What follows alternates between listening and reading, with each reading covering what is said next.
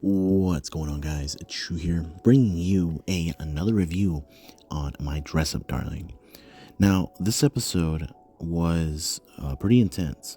We got a little bit of everything.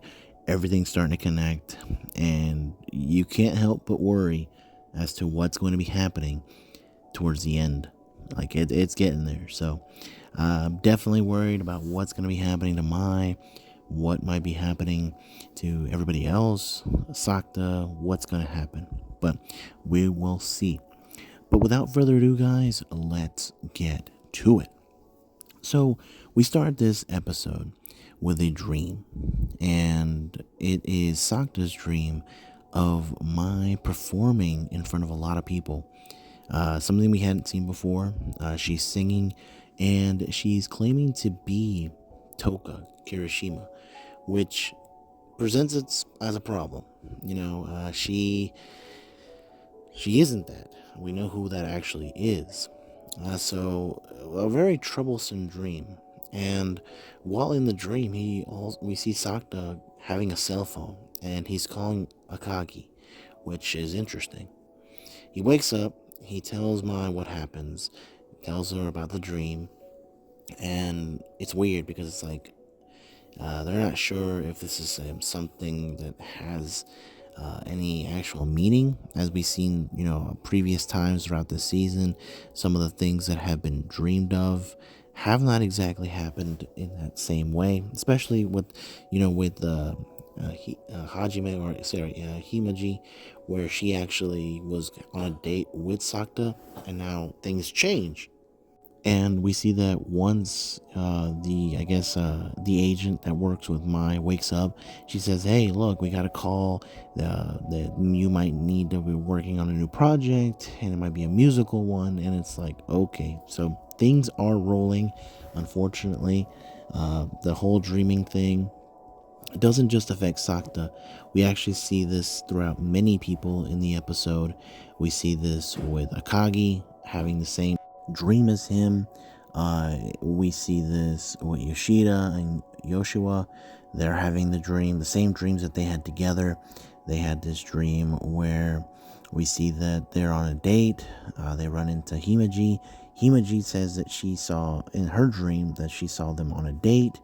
So everything's starting to connect. And one of the saddest connections that we actually make is with, I believe it was Komi, if I'm not mistaken.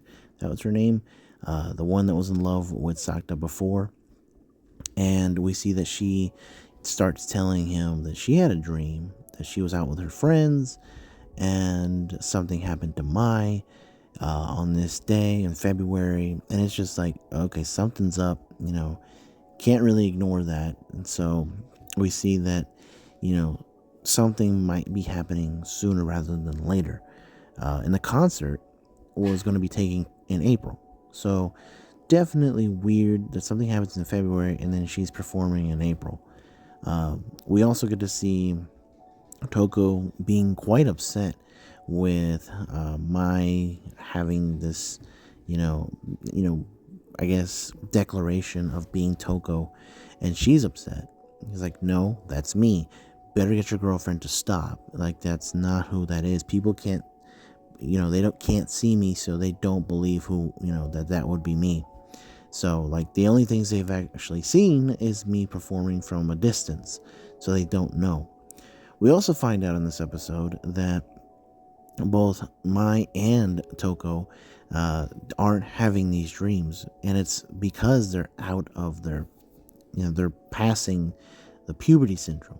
They're done growing. They don't have this anymore. So that's probably why they've made a lot of emphasis on Mai turning 20. You're no longer a teenager. You're an adult, and so we could see that. Also, in this episode, we kind of make a connection between Nene and Fukuyami, I believe that's his name. I don't remember. The guy that's always around Sakta. We see that these two have a connection.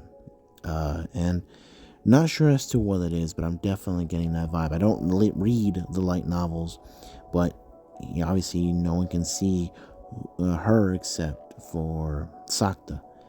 Or at least we think that. until we find out later that Mito, who was also in the same class and taking the exam with Sakta, can also see her.